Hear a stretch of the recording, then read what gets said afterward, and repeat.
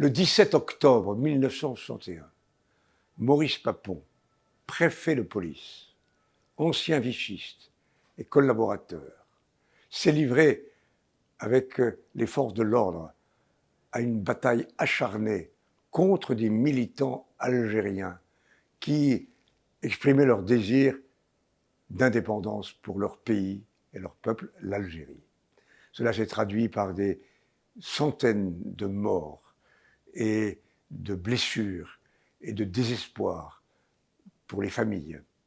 Et jusqu'à ce jour, sauf sous la présidence de François Mitterrand, il n'y a pas eu une vraie reconnaissance de la monstruosité de cet assassinat collectif. À l'époque, j'appartenais, comme beaucoup d'autres, à la génération de ceux qui se battaient contre le colonialisme, pour l'indépendance de l'Algérie, pour un règlement pacifique du conflit algérien. C'était sous la présidence du général de Gaulle. Et ce massacre commis par Papon nous avait horrifiés. Mais à ce moment-là, malheureusement, la plupart des médias ont fait quasiment silence. Il y a eu une sorte de censure autour de cet acte abominable. Alors il faut qu'aujourd'hui, nous-mêmes qui avons la chance de vivre, nous rappelions ce qu'a été le sacrifice de ces militants, de ces ouvriers qui se battaient tout simplement pour la liberté de leur peuple.